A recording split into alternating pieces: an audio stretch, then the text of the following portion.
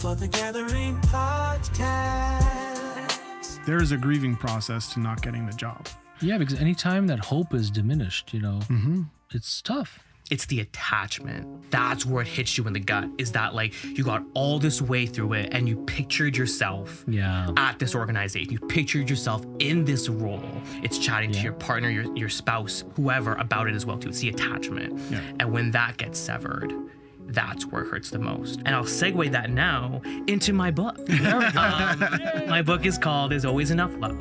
And the segue part of it was that as I wrote this book about grief, it really created more space for people to start opening up to me about their own grief stories, because I found with my own experience that it was either you're on two sides of the spectrum. You either don't talk about it, like the less you talk about it, the more it didn't happen, or I'm open and I can talk about it. Mm-hmm. Listen to the people. Listen to the people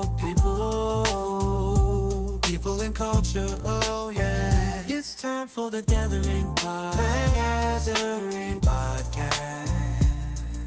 It's time for the Gathering Podcast. Okay, we're back.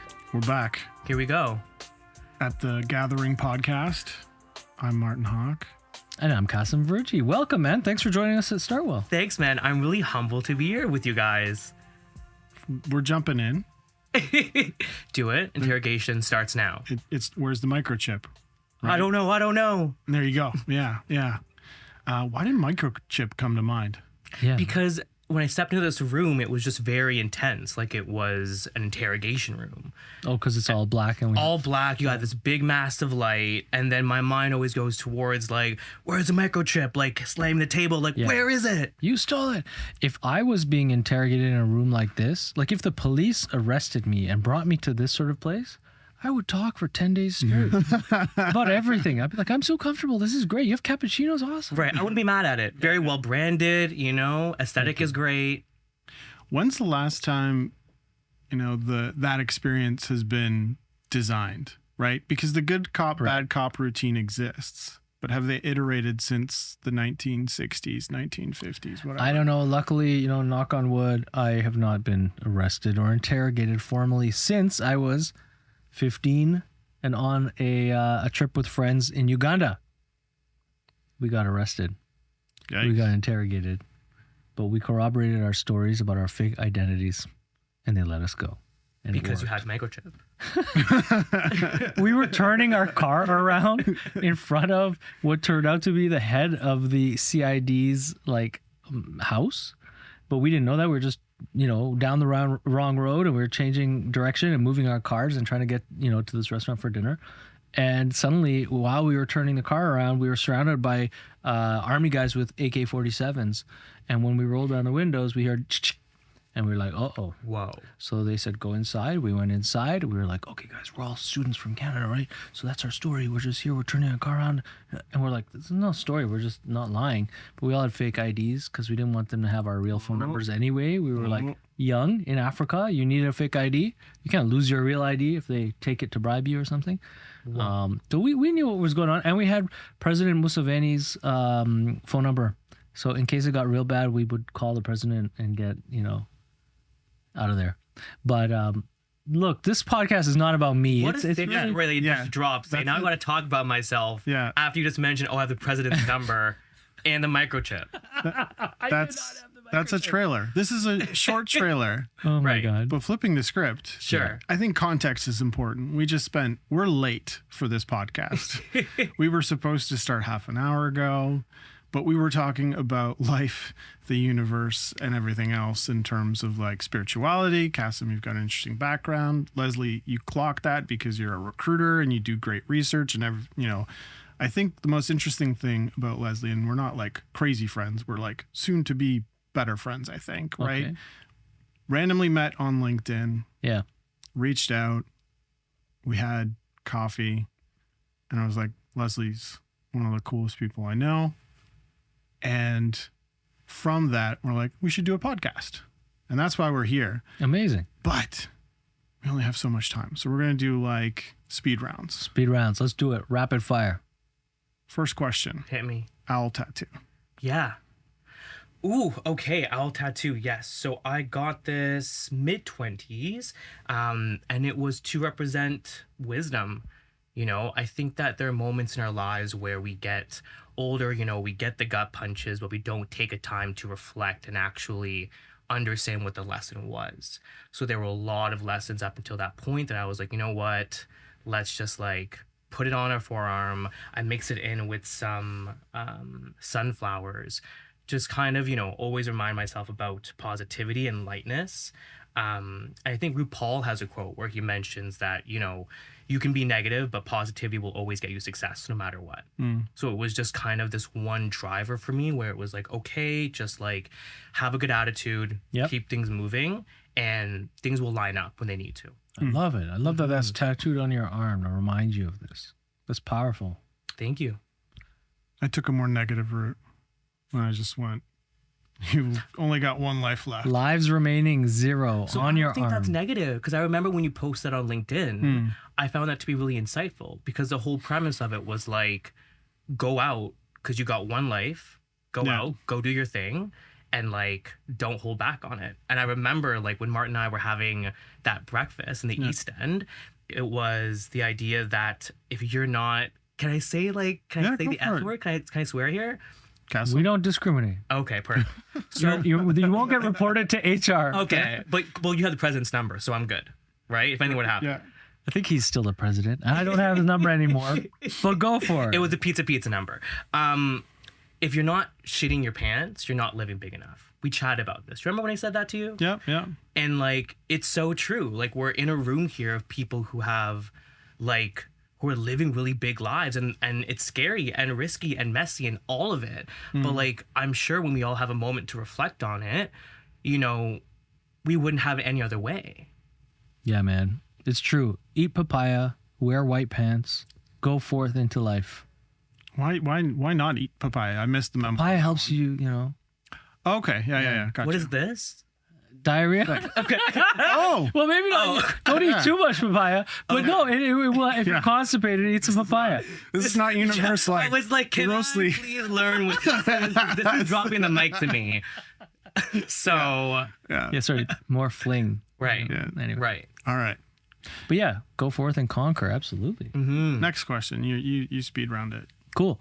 Okay, so obviously this is a podcast. I don't know how obvious this is, but Martin hopefully invited you with context. So Gathering is a podcast aimed at kind of like unveiling some personal stories, but also perspective from people that are, you know, engaged in their work life, in people and culture, HR, these sorts of roles, bringing people together and trying to like motivate them and help make them enjoy or enable them to enjoy their work lives.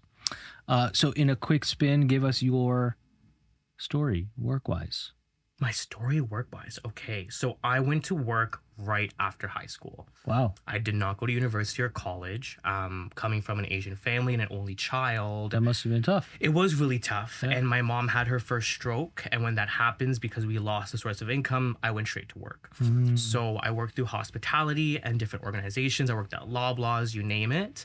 And I found my way at a hospitality startup company where basically I was a shift supervisor. Okay. And then the owner saw me with customers and was like, hey, like, you're really engaging. I'd love to see if you want to hire for the company. And that's where I kind of like got my recruitment start, and then built that forward, and that leveraged me to, you know, different tech organizations. And that's kind of where I am today. See, this is so interesting because like we hear this often on this podcast that a lot of people's path into a formal role at an organization in HR, anything to do with people, is that they're people, right? Ergo, the name of your people group. Spot on. It's about people. It's about being good with people, enjoying their stories, and being able to support their stories continue, right? Tech. ... So what are some examples of companies that are like tech companies that you have worked at, or where are you working now?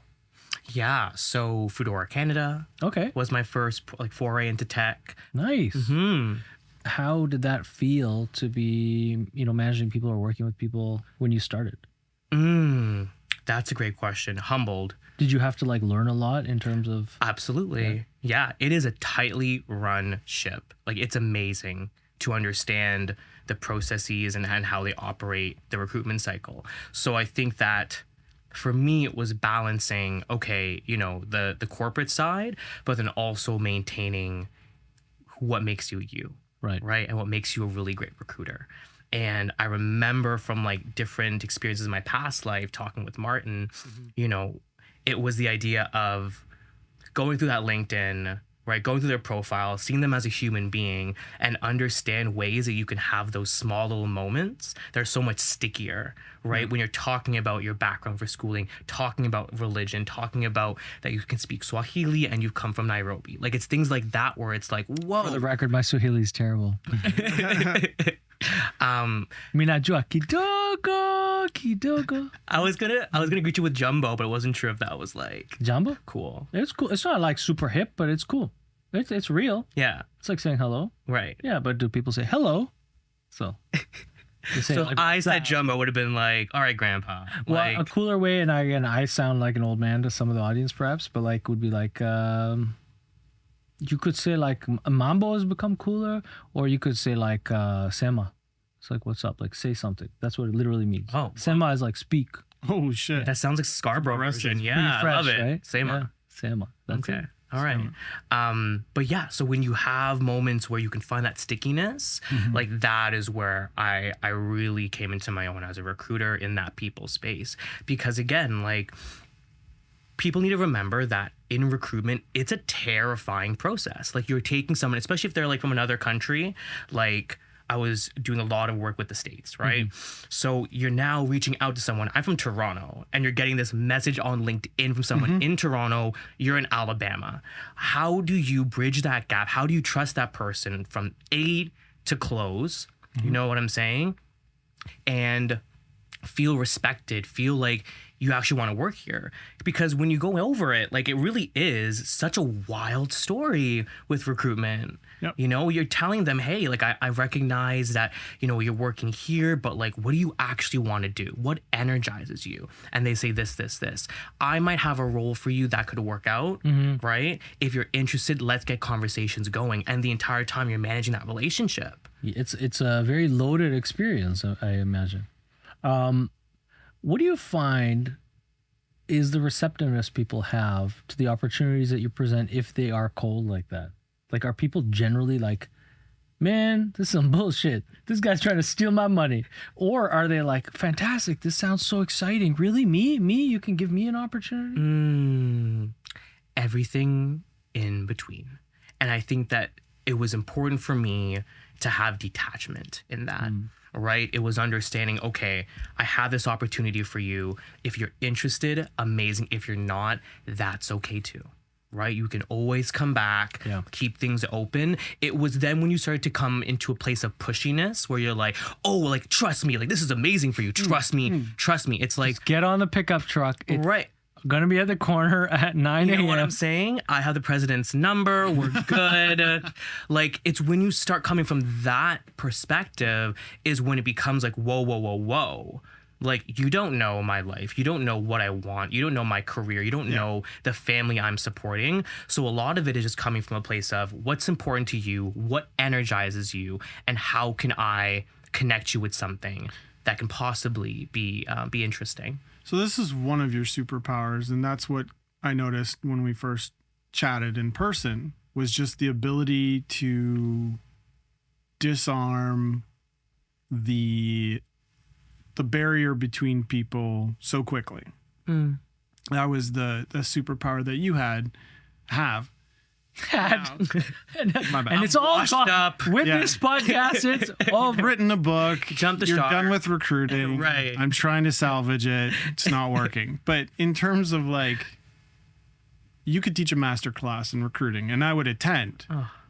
And you might be humble about it. But for anyone that wants to start seeing the world from your lens and operating at the level that you do, from a recruitment perspective or a sales perspective, and there's an interesting story there that we won't go down today, maybe later. ask your question, man. Let them take his How do you No, because I want to get there. I want to hear I'm that. the little kid. All right, cool. So what are the things that like anyone can start doing that you do to get as good as you? And maybe you don't want to share your secret sauce here, but what is it? Good question. I think you need to take a moment and go through all the times that you have been you've been a candidate and understand what went wrong there and how you felt. Right. So when you've been ghosted before by a recruiter, right, taking that time to understand, ooh, like that really hurt. How can I now as a recruiter make sure that doesn't happen? Right. How do I work with my hiring manager and manufacture this entire relationship to ensure that it reflects what we want it to reflect? Like there were moments where I would talk to my hiring manager and then I would have a chat with the candidate. I'd learn all these great things that build rapport and I put that as notes for my hiring manager to say, hey, they're interested in this, or that's next level. And they like this, and then they can now start off. I'm like, okay, like, do you want to use this to warm up the conversation when you talk to the candidate? And now you're already keeping this like energy from the beginning and carrying it all the way down. And then lastly, when I ever did my and this was recent as well too. That definitely came from learning more. But when I did rejections, it would be on video call, not a phone call, and it would be like, I respect you so much. I've been there before. I'm getting you on a video call because I want to see your face. I want you to see my face. I'm not hiding behind anything. Unfortunately, you're not moving forward, and here's why. At what level? Now, this is me digging into the weeds here. Dig. Like phone screen after like the first interview with a company, you're jumping on a video call for the 40 people or 30 people that you've spoken to for a role? Great question. So in my career, it's been the mix. It's been the phone call and the video call. I will always try for the video call because a lot of like body language. Body language is such a huge thing, and especially if you're going to be client facing, you're going to be on camera anyways. And also, part of my superpower is seen. You're not going to see my smile, the way I hold myself, all these things that go on behind it. So that also goes down to finding the right talent to make sure that you are sourcing that this person is like on paper or by resume can do the job, and then you get onto the call and then you have the conversation to now say, okay, now will they be moved forward, right? The biggest thing I think in recruiting that people don't realize until they get into it is 99% of the people you talk to, you're not giving good news to, ultimately. Yeah, I mean, exactly. You only have a certain amount of roles to fill, and there may be great people that you're talking to as well that you want to hire and you can't. Right? Yeah. And that's a big thing too, because like I reflected on this, and I think that the best recruiters are not the ones on, sure, like they can take you down the line, right? But the best recruiters are the ones who know how to tell a candidate they didn't get the job. Yeah. And who can do it in the most human way possible so that when they have that rejection, they can say, okay, you know what, I was let down by X company, but this recruiter was fantastic, and like down the line I would like to come back. I would like to reach back out to that recruiter and say, hey, I've learned, I've taken your feedback, let's talk. I've got a hard pivot here. And there's a segue. Okay, can I spoil some stuff? Sure. So you've written a book about grief. I have. And part of me in my brain is like, you naturally, there's a grieving process to not getting the job. Good. Yeah, absolutely. Right. Absolutely. When you're putting myself in a candidate's shoes, when I've gotten a job I was really stoked for, it's not massive grief, but it's still an emotion that you go through. Yeah, because anytime that hope is diminished, it's tough. You have to deal with that personally, everyone. Yeah.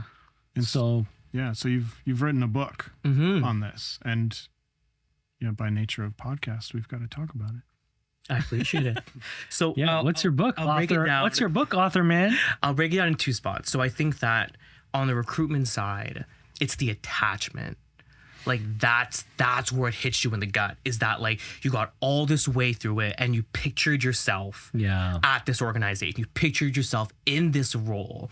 And then it's also like the chatting to other people in the organization about it, right? Yeah. It's chatting to your partner, your spouse, whoever about it as well too. It's the attachment. Yeah. And when that gets severed, that's where it hurts the most, right? And the grieving now comes from the understanding that, yes, that this is what comes with it, right? As recruiters, we know that like it might not work out. They could be seen as fantastic at the beginning, and then they get all the way down after a demo or after like whatever interview, and it doesn't work out. You also have to have attachment, because you get attached too. You're like, I really wanted them to work out. Because you have to envision that to be able to, like, you have to understand the role, but you also have to see through it as a lived experience and understand, oh, wow, this person would be, and you can picture it. I'm sure there's nights where you go home from, kind of work, and you're thinking about those people. You carry their stories into your life as well. Mm-hmm. Right? So, oh my gosh, I've had some really great stories where I let down a candidate, and then they actually were calling me on like a Zoom call, and I picked up. They're like, I can't believe you picked up. I'm like, yeah, like, what's up? And they're like, oh, I accepted another offer somewhere else, and they're asking this question. Can I get your insight? And I'm like, sure, yeah, like here it is, and here's how I would, kind of take that direction. And they were like, wow, like, thank you so much. Like, I didn't even take the job with your company, and you're still giving me support. And he's like, you know what? Like, I've been telling my wife about you. Like, how about I've had these great experiences on the recruitment side, and how it's not like any other experience I've had before. And that's super special. And I'll segue that now into my book. My book is called There's Always Enough Love. And the segue part of it was that as I wrote this book about grief, it really created more space for people to start opening up to me about their own grief stories, because I found with my own experience that it was either you're on two sides of the spectrum. You either don't talk about it, like the less you talk about it, the more it didn't happen, or I'm open and I can talk about it. Interesting. yeah, people either kind of, they dig into it to deal, or they hide. Leave that there. Just right there for you guys. So Leslie, tell us about the impetus for writing this book. Yeah, absolutely. So in 2021, my mom passed away. And again, sharing at the beginning of this podcast, like as an only child, like it was probably the biggest moment to ever happen the entirety of my life. I still think so. Even till I die, this will be a huge moment, probably the biggest moment. And I realized that as an adult, I understand somewhat about death, and that it's, that it's inevitable and it's a rite of passage. But as that only child, that 8-year-old kid, that 7-year-old kid, the kid that my mom would take to Chinese grocery stores, to the pool, to the library, that kid was hurting the most. So I feel like I'm gonna cry. It's very emotional. I'm flipping through this book, and I'm picturing my daughter, right? And the bond, of course, that you have with your child is so strong, and they're your best friend. And so, sorry. No. I appreciate that. Thanks so much for resonating with it. And that really, like, I'm glad you tapped on that, because it was, how do I talk to that 8-year-old kid and help him understand the passing of his mom, but also how does the parent get support now too? Because as I started to kind of go through my own grief, it was also really understanding my dad as well too. And it's like, it went from being super greedy and I lost my mom to be like, yo, he lost his wife. You know what I'm saying? And when you now tap into that, it's like, how do you get the child and the adult on the same, pun intended, page, and together and in their grief together and going through it. And it's meant to be a companion. So when the initial grief happens, and then next year, 5 years, 10 years, because grief doesn't go away. Right. And flipping through it also, it's written as, it's written for any age of audience. Yeah, it really is. I mean, you say kids book, but it really is, the intention was, to kind of have it like, oh, the places you'll go, right? Or The Giving Tree, Shel Silverstein and Dr. Seuss. And it was just this book to really be able to, again, be that companion and create a space where grief is messy. It's everything. It is anger, it's depression, it is like denial, but it's also humbling and full of gratitude at the same time. Sure. An opportunity for rebirth and reinforcing your strengths as well as your ability, I think, to own the situation, own the relationship that you might have had and always considered as like inherited. It's interesting. So, okay, wait. So tell us about, what there's the experience that led to writing the book, but then what was the moment where you're like, a book is the thing I need to do to... Great question. So I am a huge journaler. Not sure about you guys, but like I journal like probably like 4 to 5 times a day. Like I'm constantly writing and journaling. It's been like a big ritual for me in the morning and at night. And writing has been this thing for me. And then when I went back home to kind of clean up my parents' place, I found all these small little journals that like I was writing as a kid. Since you were young? Since I was young. But growing up, it was always tough because I was made fun of for being a writer.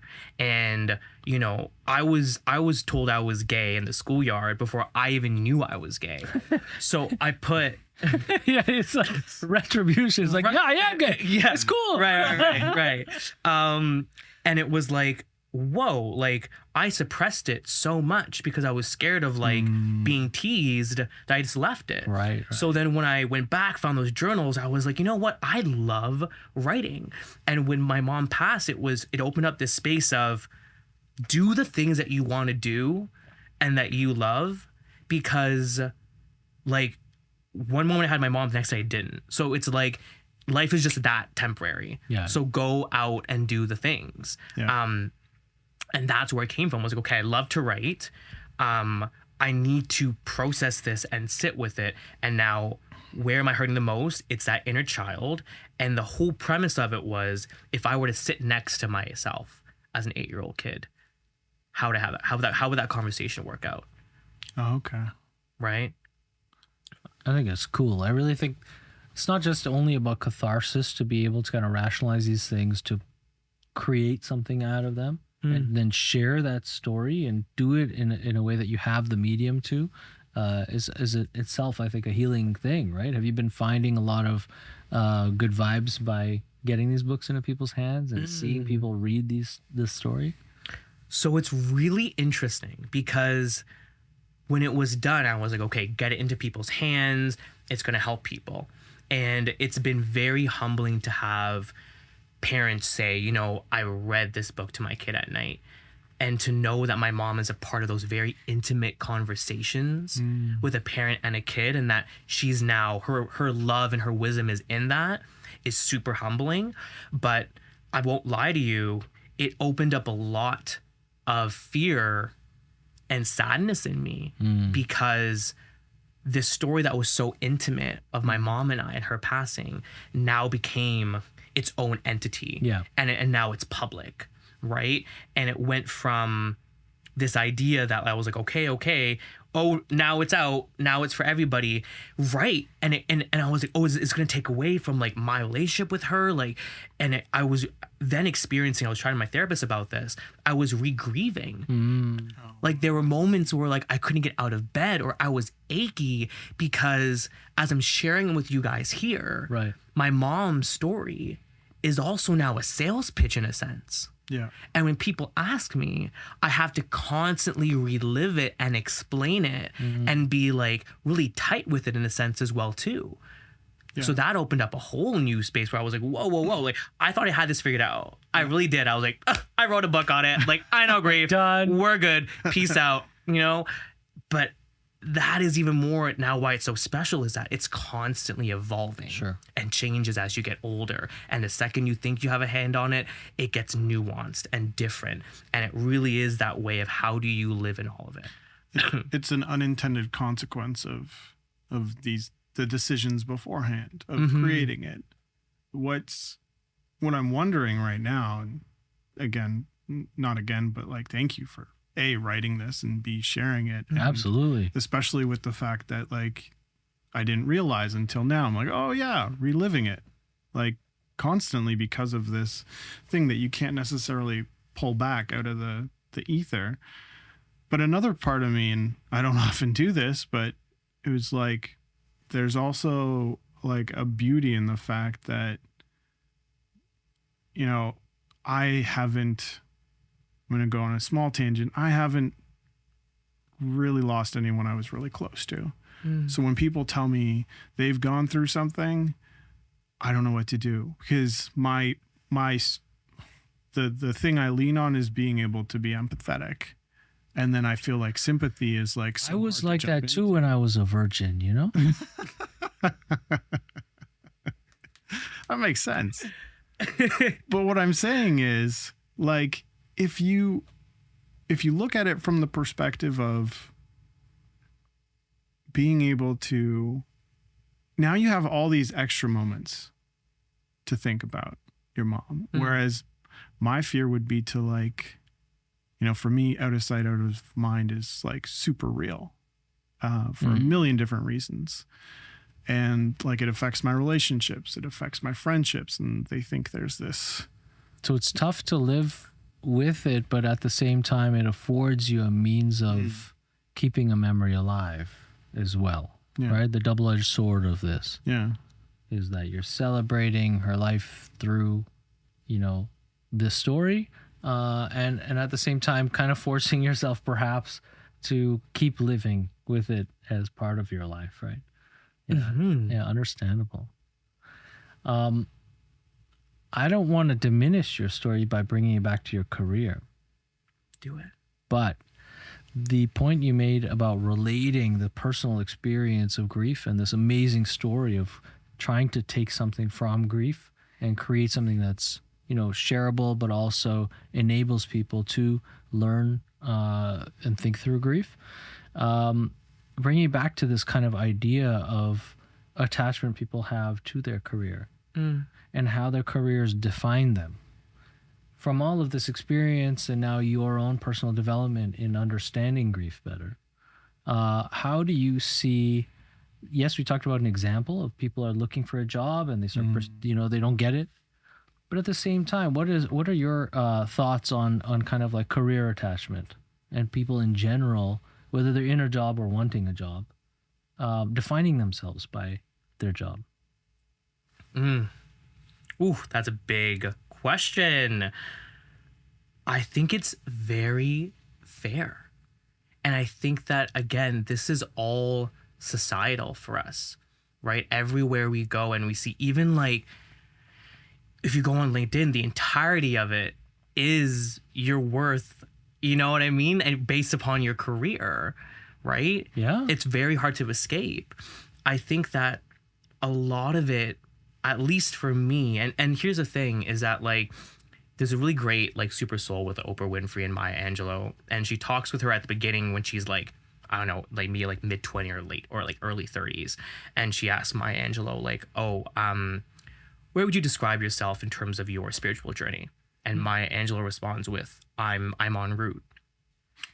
Right? So then now you kind of like, she follows up with her when she's like, I think like in her 70s or 80s, and Oprah asks the exact same question, where are you on your spiritual journey? And she says, I'm en route. I love it. Yeah. Like, I'm still figuring it out. And I think that like, that is where I have been trying to stay in that space, is like, I'm still figuring it out. Like, if I want to be attached to it and have that define my worth in that moment, sure. Right? Like, and if, will it evolve? Will it change where I can slowly move myself away from it? Absolutely.